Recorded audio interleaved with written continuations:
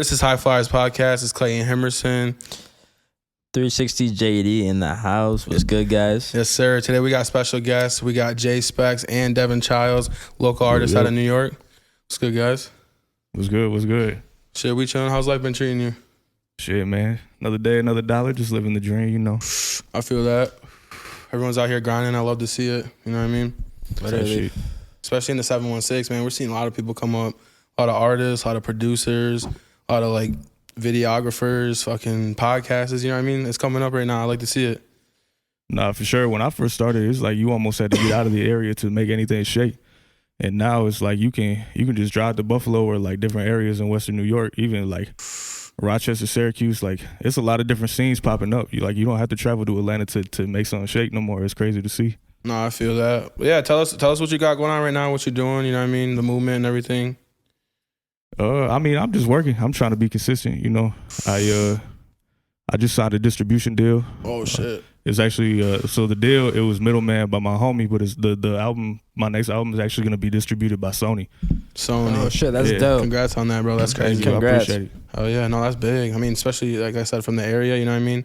Definitely coming up out here. Tell us how did that go? Did they reach out, or you said it was your homie that kind of was in the mix? Yeah, so my one homie, shout out Dylan Toole, my homie does a lot of marketing for like bigger labels and shit like that. So he's kind of like in the label offices, and it's kind of just pretty much like threw my name out there a couple times and made some shit stick, but I can swear, right? Yeah. Just made some shit stick, and so just from that, I got offered a couple like regular deals where they wanted like pieces of my merch and pieces of my tours and things like that, and I had turned those down. My largest deal to this point has been $300,000. Oh shit! That's what they offered. Word. And I turned that down. Decided to stick with my homie Dylan, and we're gonna try to build and try to leverage. I would like to see $1 million before I put my name on some paper. You know? Yeah, for sure.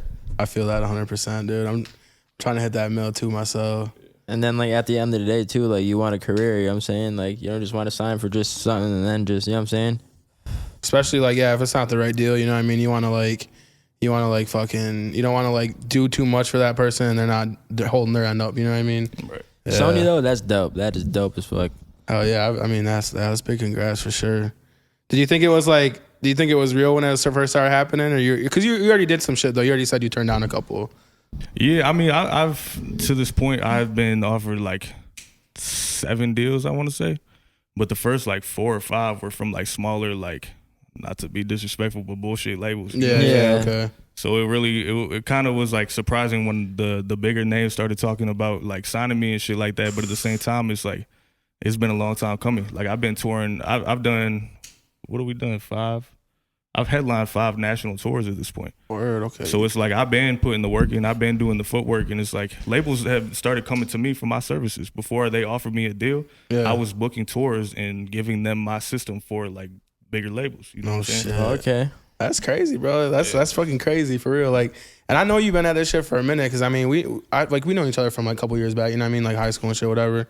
And then like yeah, I know you, like, you've been doing your thing since like I remember like high school type shit. You know what I mean? Well, yeah, we'll wind it back a little bit. So like we'll start from the early stages. Like when did you first start like realize that you wanted to do music? I mean, I've done music like in terms of like I've rapped for real since I was like 9. But it kind of was just like a hobby, like you said, just kind of some high school shit. Like Lowkey, I was doing it for some clout to post some bitches, you know what I'm saying? Like that.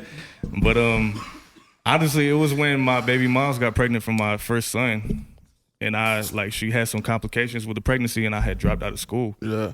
And I was kind of at a crossroad where I was like, damn, I gotta make something happen, because it's like I can't let my kid go without, you know. No, I feel that. So I was like, what can I do? And I just like, music is what I was best at aside from sports. So I had, you know what I'm saying?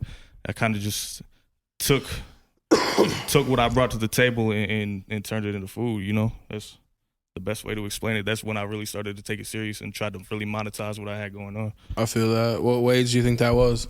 When you said you had your first kid and stuff? You said what age? Yeah. I was 19.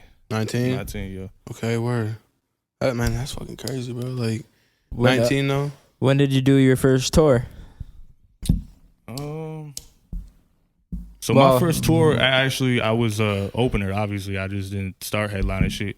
But I was on the West Coast, and my homie Young Neves headlined, but that was in I want to say maybe 2018, 2017 maybe. Damn. So it's been a minute. I've been touring. And low-key, I would have way more under my belt if it wasn't for COVID. Because COVID fucked my bag up for a minute. I feel that. Yeah, COVID fucked a lot up. Yeah. Easy later. Yeah, no, COVID definitely held up a lot of shit. And, like, it definitely brought out a lot of shit, though. You know what I mean? Like, knowing, like, you couldn't go out there and do shit, you had to be creative, stuck at home type shit. You know what I mean? Nah, I tell you, low-key, my music, like, I always could rap. Like, it wasn't ever like, oh, like, there's never been a time where someone's like, oh, Devan can't rap. Yeah. But, like, my music, the way my production was, my engineering, and the way that everything was, like, pieced together, like, I really found my sound from being locked in the house for COVID. You know what I'm saying? And that's really, like, you'll hear it, especially on this next project. It's like, the progression is crazy. But, so COVID actually, I mean, it hurt my bag, but low-key, it, like, that's when I perfected my craft, is when I was locked in the crib for real. So it's like, it was a blessing in disguise. That's what a lot of people say, no, for sure. Because, I mean, well, we started podcasting, like, right after COVID, right? Or yeah, right, literally, like, we were just thinking, you know what I mean? I'm like, dude, we got to do something else. Like, because, like, we're in the weed game, you know what I mean? And then, like, we were just trying to, like, elevate that to the next level, you know what I mean? Bring in money from, like, views and shit. Because, I mean, to get paid online, I mean, it sounds easy, but you got to put in the work, you know what I mean? And, like, why not get paid offline? You know what I mean? Like, I just started getting paid off of Facebook recently. And, like, it's like cents, you know what I mean? But, like, it's still something. That's something. I mean? Yeah, we'll build up from that. And then Instagram keeps giving me more and more tools to use for, like, until monetization and shit. Because I can't fully monetize the shit yet on our platform, but I can do certain stuff, you know what I mean? To where we can get some money, some bonuses and shit.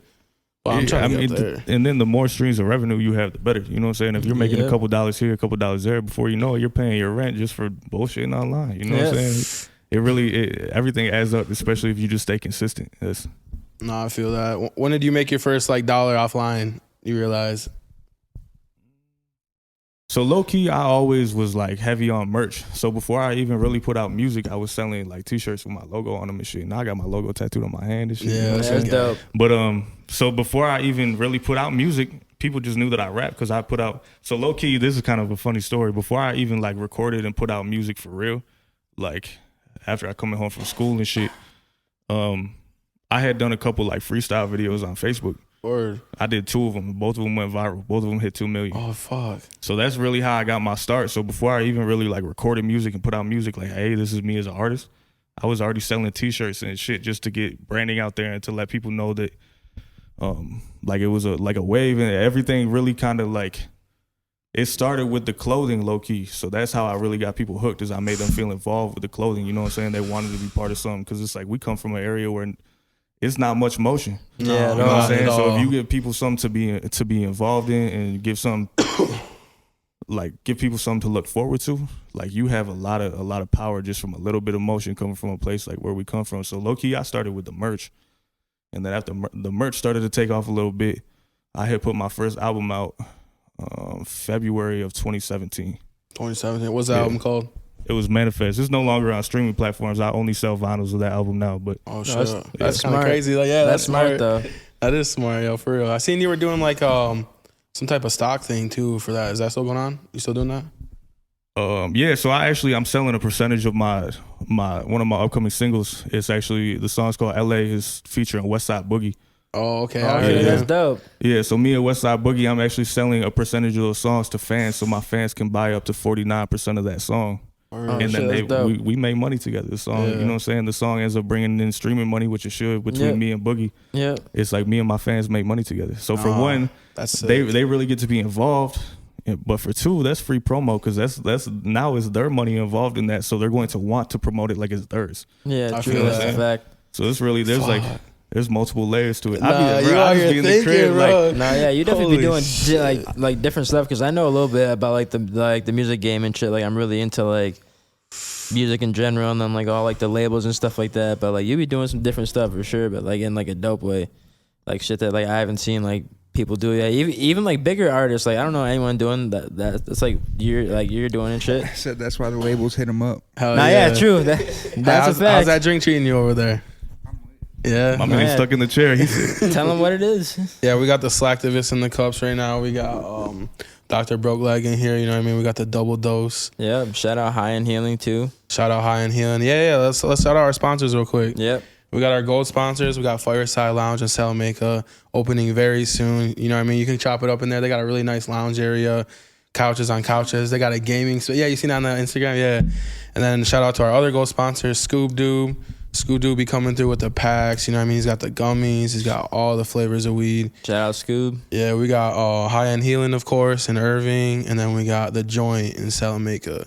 Those are all our sponsors right now. Hell yeah. They're killing it. They're helping us progress and shit. You know what I mean? It's good to see people wanting to like help us out, but at the same time we're helping them out. We're giving them promo and stuff. You know what I mean?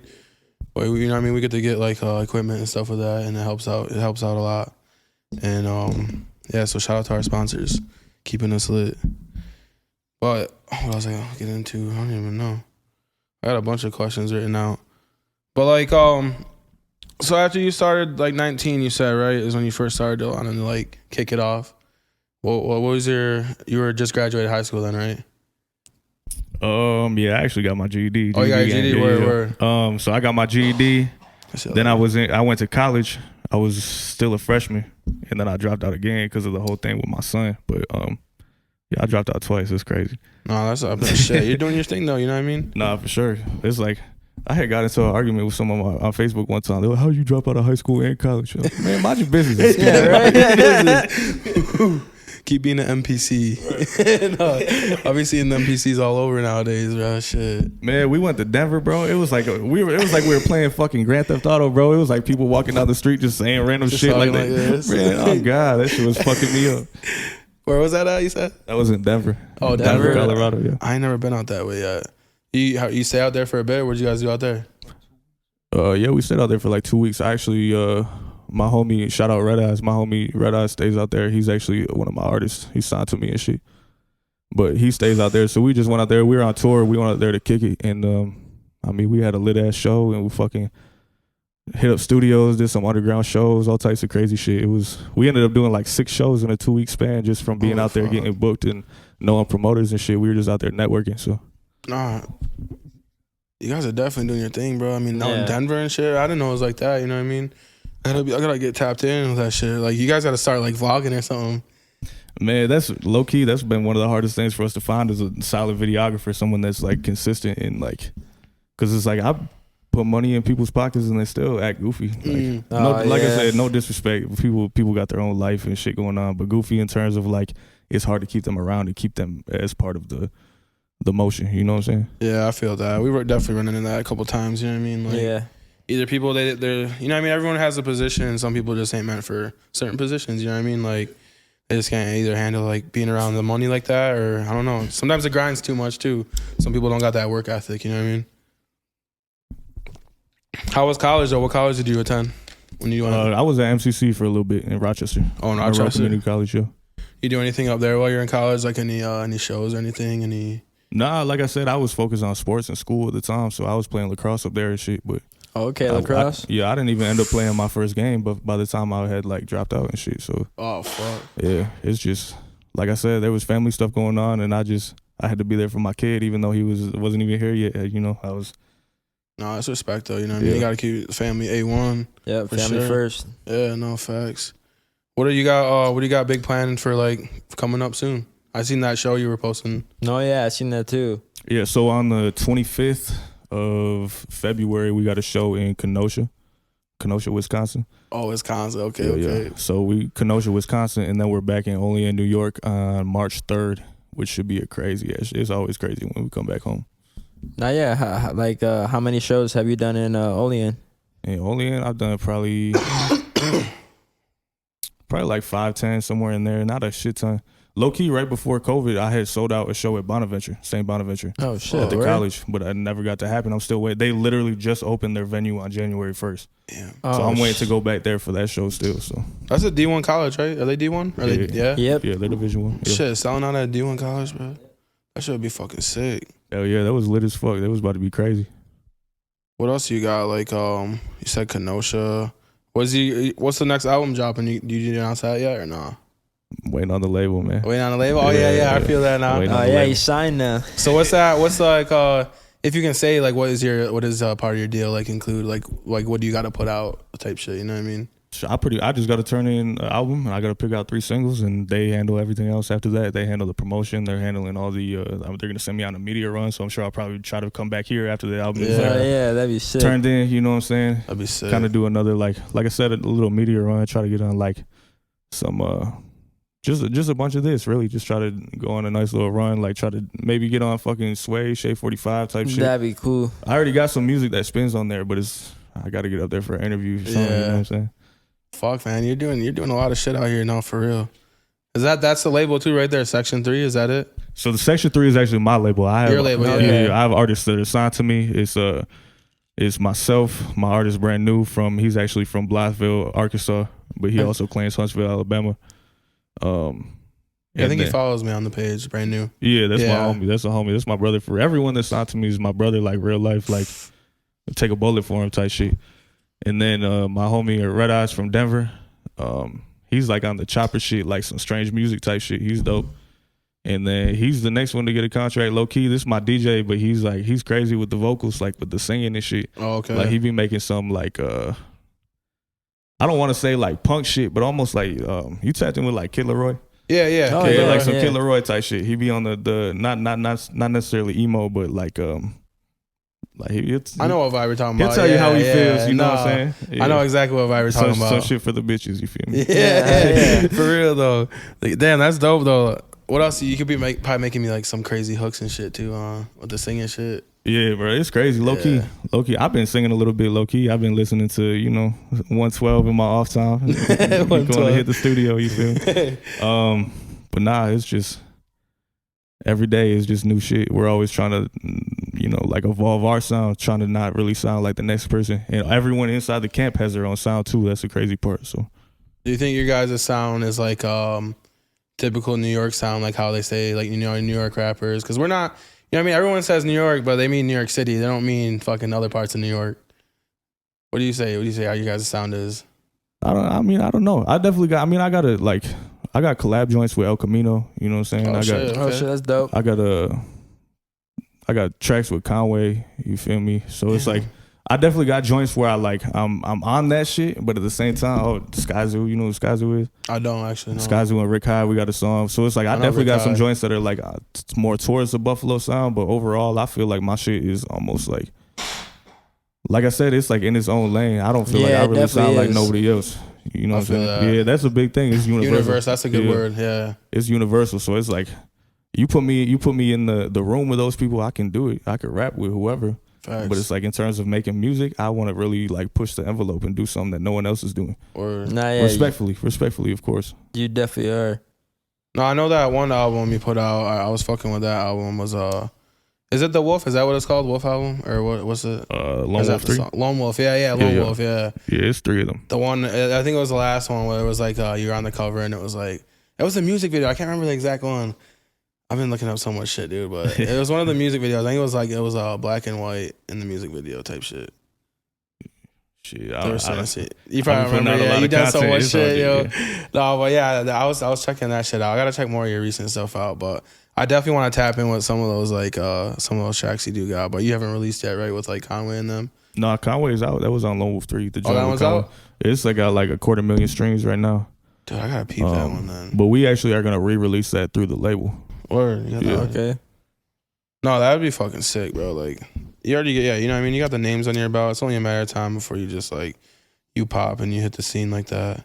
Yeah, I mean, I just saw a post today. Someone said, there's a good chance you already have a hit that you put out. You just didn't market it the right way. Yeah. And that's why this partnership just came about with this label, is because it's like, and that's a big thing. It's a partnership. Like, we're hand in hand on everything. There's no one calling the shots. They can't tell me what to do, and I'm not really standing over them. You know what I'm saying? That's perfect. So it's like we really we have mutual goals, and which is why I ended up taking the deal. But the one thing that I've been missing this whole time has been promo, and a lot of that is budget.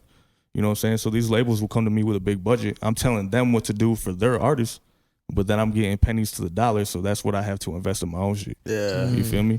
So it's like it's been a big thing where the funding has really been holding everything back, and that's not going to be an issue anymore. So I'm excited to see what happens with this next album.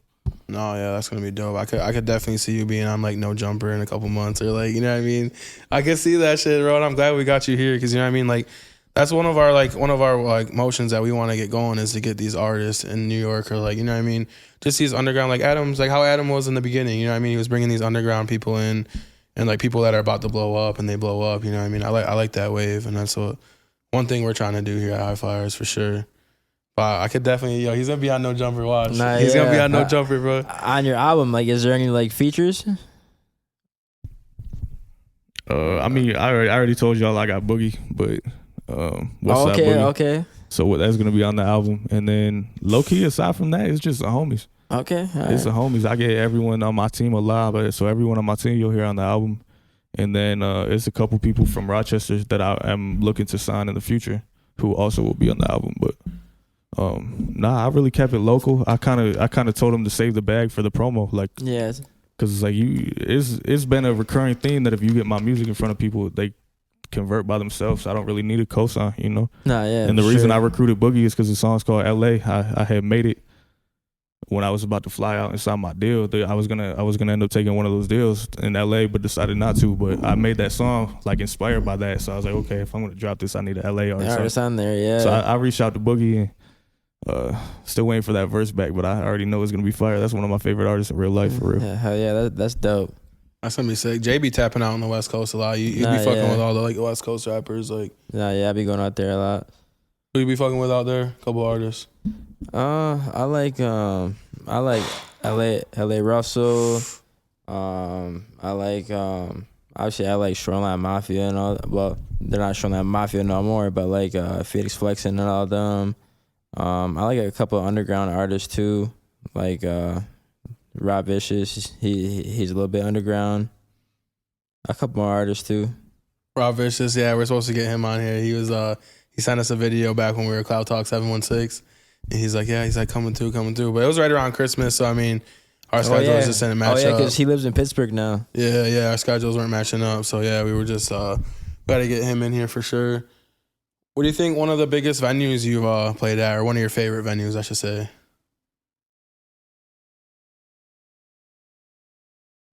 That's tough because, like, I've done venues that are, like, world renowned. You know what I'm saying? I've done the Middle East in Boston. I've done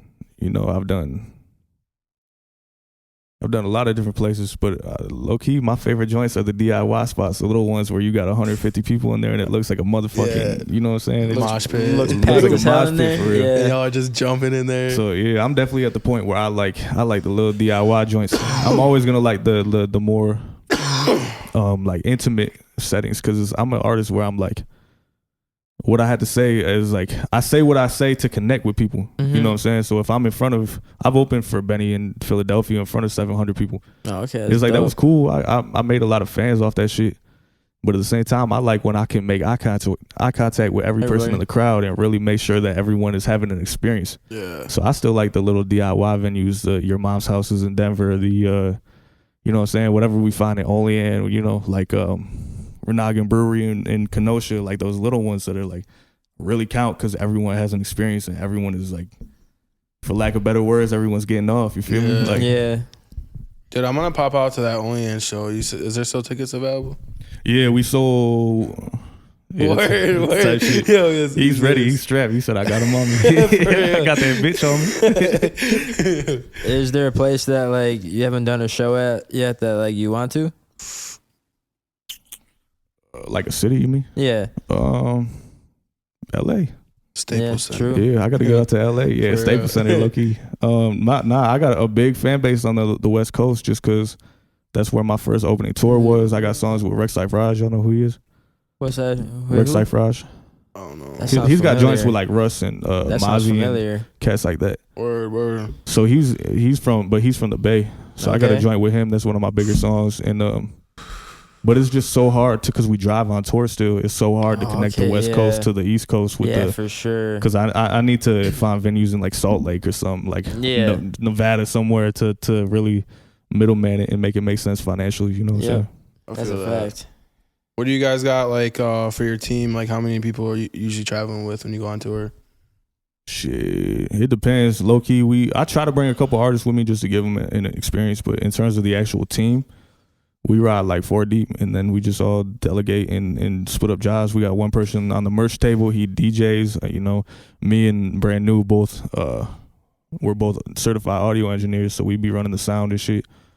And then, you know, just between the 4 of us, we put someone on the door, someone on the merch. Hey. You know what I'm saying? Someone making sure the sound stays consistent. Got the whole team working. Yeah, like for that, real. So it's like, that. then that's another thing is like people like think that tour is like a luxury. Yeah. Like, bro, we're out here fucking working. Yeah, like, working. Yeah. All that shit's coming out of your pocket. Yeah. No, Really? yeah, Oh, type shit. shit. It's not like even when we make bread, sometimes it just doesn't line up. We be tired. We sleep in the car. You know what I'm saying? It's times where we're doubled up in the hotel beds and someone's sleeping on the floor. You know what I'm saying? Yeah. But no, in terms of yeah, for sure. Yeah. But in terms of like the team that we got now, 100% is the team that deserves to be here once I sign and fucking all this money comes in because I'm breaking bread with everybody. It's the ones that stuck through those motherfucking hotel floor nights and sleeping in the car nights. You know what I'm saying? Yeah. But the team, so that's why the team's so small is because we really been through shit. Yeah. A lot of people weren't built for that.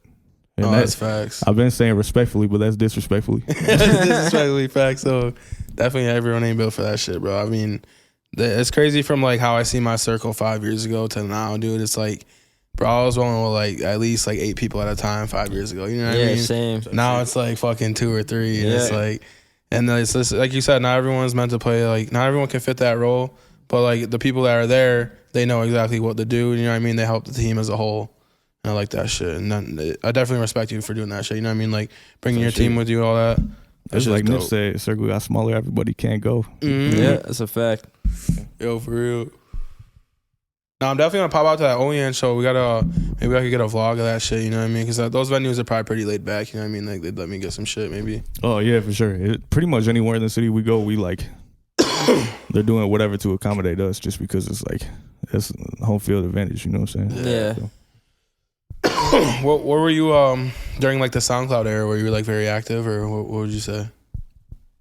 I mean, low key, I was putting out a lot of music. I'm not gonna sit here and say it was good, Right. but I was doing a lot. I was putting a lot of shit out. I was doing a lot of features. I was really that's low key when I put together the infrastructure to be able to tour, is because I was reaching out and I was doing free features for artists in multiple different cities. And you know what I'm saying? My first tape that I had put out, I had every song had a feature on it, and it was a different group of people. And it's like I really was networking my ass off on the internet at the time, because I wasn't even mobile. I didn't even have a whip. So I was really using the internet to my advantage, and that's something that generations before us could never do. So it's like now it's kind of to the point where I'm more exclusive. I'm not really trying to work with everybody, but at the same time, I'm not going to sit here and tell the next man not to do that. Because that's how you build an infrastructure. You got to reach out. You got to tap in and network with some people. Yeah, that's a fact. Networking is huge, dude. I realize that. Like, you can only get so far with just like sitting at home, reaching out on the internet type shit. You know what I mean? But like going out there and like seeing people shaking hands, bro, that can open some fucking doors. Yeah, nah, for sure. Like I said, I'll be in Atlanta in the club with famous rappers. You know what I'm saying? And then I'm back home in Western New York. Yeah. Regular shit. But nah, the networking is huge. And when you're networking, you got to go back to the principle of my grandfather always told me you got to treat the janitor like the CEO. Facts. You know what I'm saying? Because you don't know who's going to pop off. It's like my one homie, shout out Clint Johnson, man. But bro used to come to me for advice and be like, yo, what do you think of this? Like, I'm thinking about going with this sound, da-da-da, all this shit. Next thing you know, bro switches genres from R&B to country. And this motherfucker signed a deal with Empire as a country artist. No shit. Like, bro, and it's like, I easily could have been like, don't get me wrong, he's extremely talented, but he didn't have any type of like fan base, so I could have been like, oh, I'm not really trying to do that. You know what I'm saying? But instead, I helped him because I saw talent and I saw potential in him, and it's like, now I can reach out, and that's bro. You know what I'm saying? We had built that together. When I could have, if I was a dickhead, I would have blocked my blessing, because he was gonna go on and do what he was doing, whether he had my help or not. The fact, that's just two whole different genres. Though. That's why I was like, holy fuck, you know what I mean? Like I was like, damn. Yeah, he's a Georgia boy, so they be different. They be ready to drop everything and do the country shit. Do the country shit. It is crazy down there, down south. I got some people down there. That's down in Florida, really, or North Carolina too. That's not really down south, but like Florida, they're just different down there. You always see the stories and shit. Florida man all this shit. Florida is not for the weak. Nah, hell no. Nah.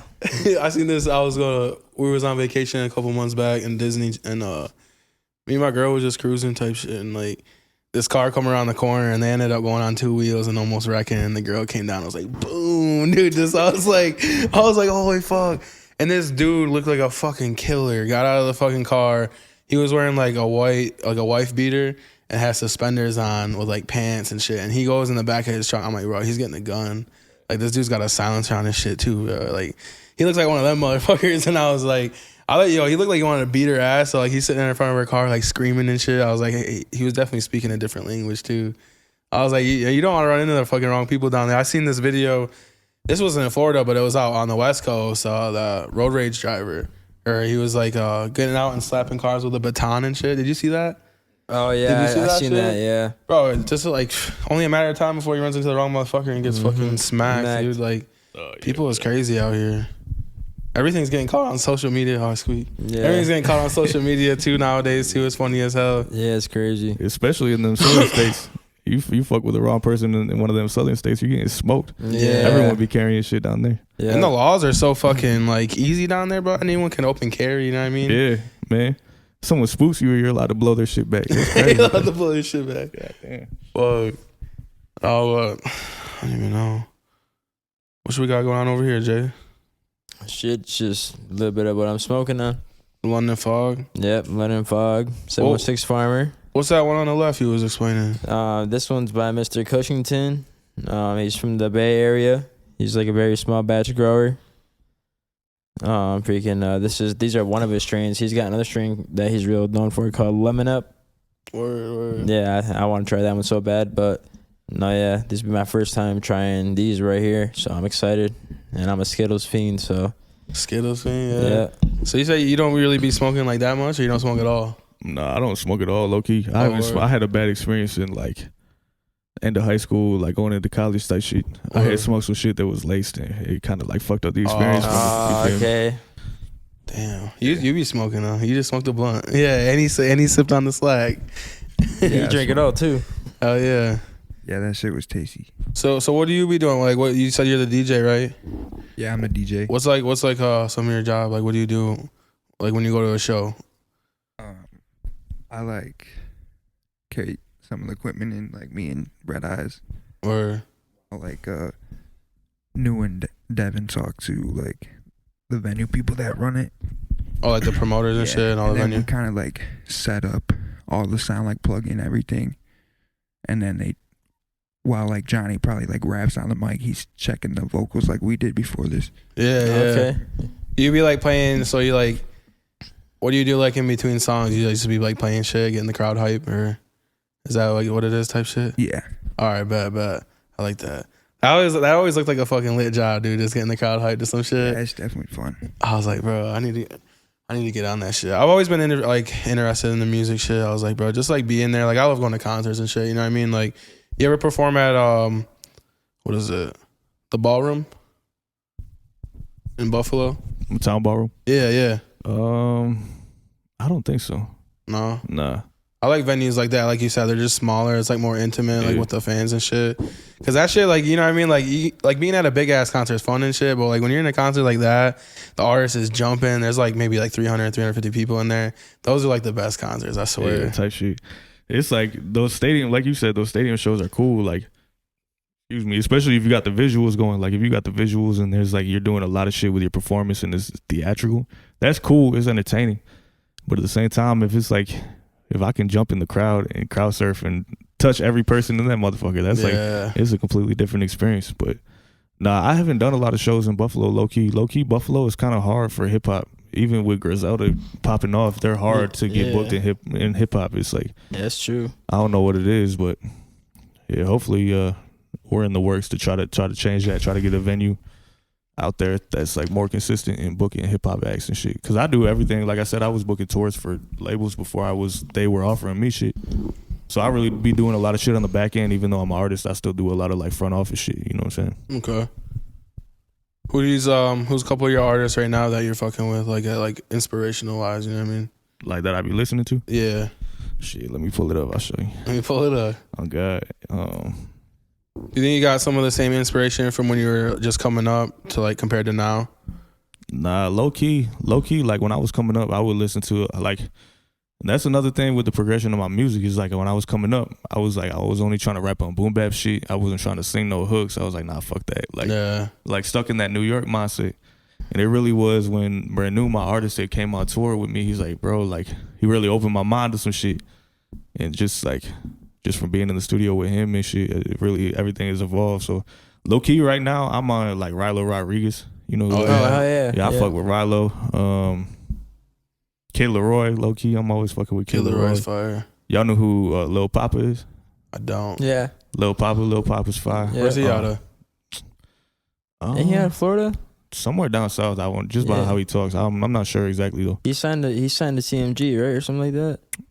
One of them. I don't know. He be doing shit with Rilo a lot and Lil Baby. That's how I discovered him. Y'all heard of Crutch Calhoun?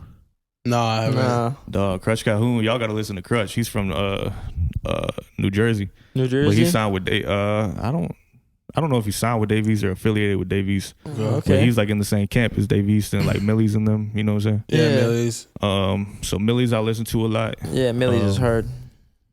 Westside Boogie. I be fucking with who else? I do know some Westside, a couple Westside Boogie songs. Yeah, Westside Boogie's hard. Neek Bucks is hard. He was actually on Lone Wolf 3. What about like producers? You got any like favorite producers you fucking with at the moment?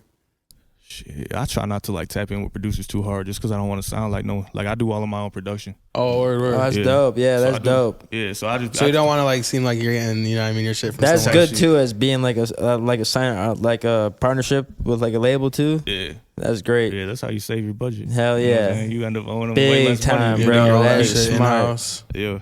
You got like your own studio space, or do you go to like a rent out space? So I work as a sound engineer at Bridge Studios in Buffalo, and then I also have my home studio and shit. So it really depends on what I'm doing. Like I do all my recording and shit at home, and then like when I need to get a mix ready, like we're trying to put something out, I just call up Brennan and be like, yo, I need the studio. Just go up to Bridge in Buffalo. That's sick. And then Atlanta, we're always in the studio with Ears in Atlanta. Ears is signed with Mike Will Made It. But that's that's one of my good friends for real. Wait, like Ears with like a Z? It's EEARZ. Yeah. I've heard of that before. Yeah, he's hard, bro. He's on y'all know the Apollo Creed movies? Yeah. He did the whole soundtrack for what was it? 1 or 2?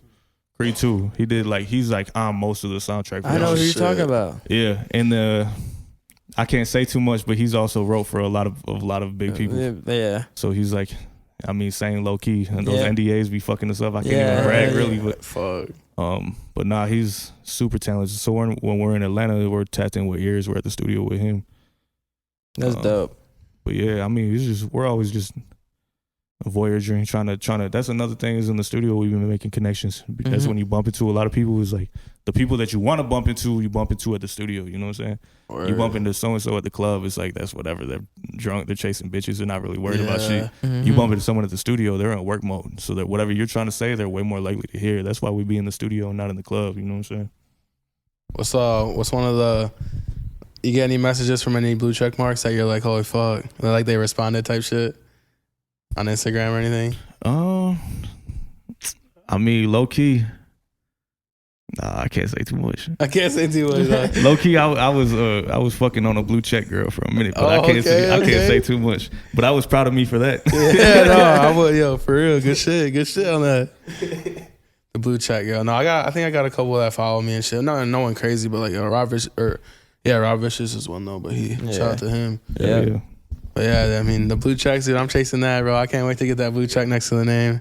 Yeah, that's actually one of the big things that we're about to do with the label is get my shit verified. So, I can see that. Yeah, because once you're like, it's like, how big is like the label? Are they like a well-known label? What's the label called? So the distribution is through Sony. Yes, Sony's big, bro. Yeah, Sony's huge. So the distribution is through Sony, and then it's Section 3/DMT, which is my homie Dylan Tools shit. Is that the dude you shook hands with on the Instagram and shit? Yeah. Okay. So DMT, and then / the Orchard Sony, which is like that's where the distribution is through. I get it now.